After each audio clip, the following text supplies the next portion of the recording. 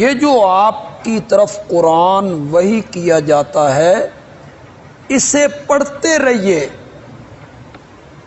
اسے پڑھ پڑھ کے لوگوں کو سناتے رہیے۔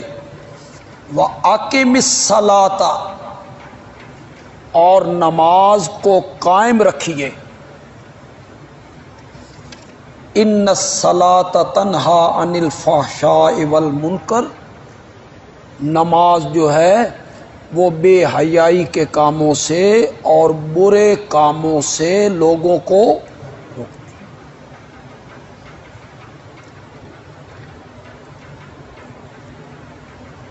آپ وحی کو پڑھ پڑھ کے سنائیں، آپ اللہ کا قرآن بیان کریں۔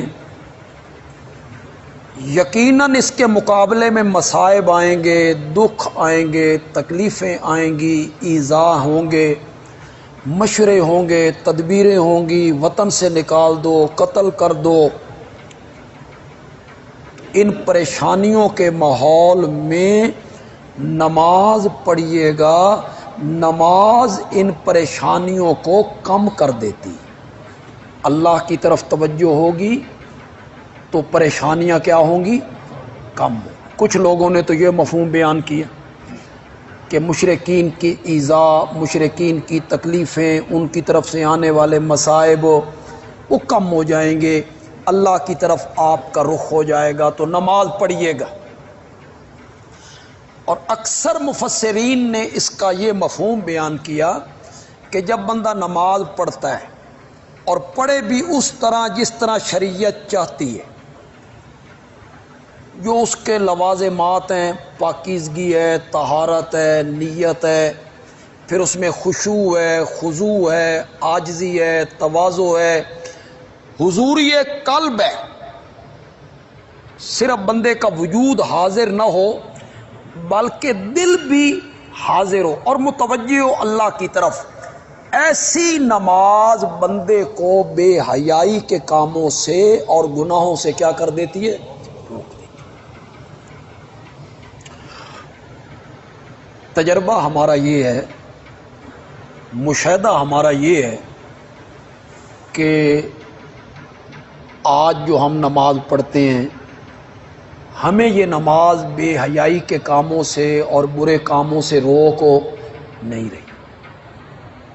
اور قرآن یہاں کہتا ہے کہ نماز بے حیائی کے کاموں سے روک دیتی، منع کرتی۔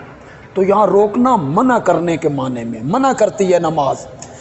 نماز میں بندہ اللہ کی طرف رجوع کرتا ہے، اللہ کی طرف متوجہ ہوتا ہے، اس بات کا عہد کرتا ہے کہ میں تیری پیروی کروں گا، تیری اطاعت کروں گا، تو نماز منع کرتی ہے۔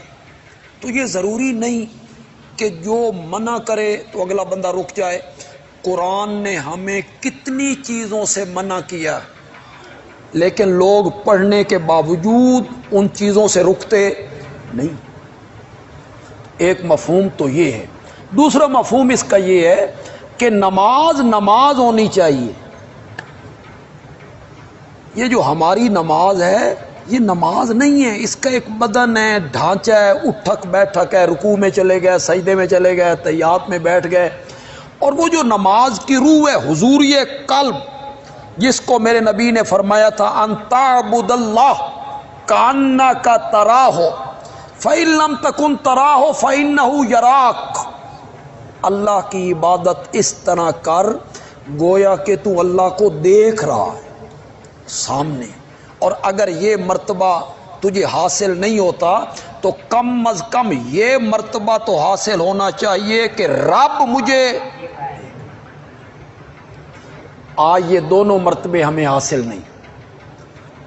اگر ہمارا یہ نظریہ ہوتا، ہمارا یہ ذہن ہوتا، ہماری یہ نیت ہوتی کہ رب مجھے دیکھ رہا ہے، تو ہماری نماز میں خشوع بھی ہوتا، خضوع بھی ہوتا، عاجزی بھی ہوتی، حضوری قلب بھی ہماری نماز میں ہو۔ تو جو نماز لوگوں کو برائی سے اور بے حیائی کے کاموں سے روک رہی ہے، وہ وہی نماز ہے جس طرح نماز صحابہ پڑھا کرتے یا صالحین جو نماز پڑھتے ہیں، وہ نماز لوگوں کو بے حیائی اور برائی کے کاموں سے کیا کرتی ہے؟ روک دیتی ہے۔ وَلَذِكْرُ اللَّهِ اکبر، اور البتہ اللہ کا ذکر بہت بڑی چیز ہے۔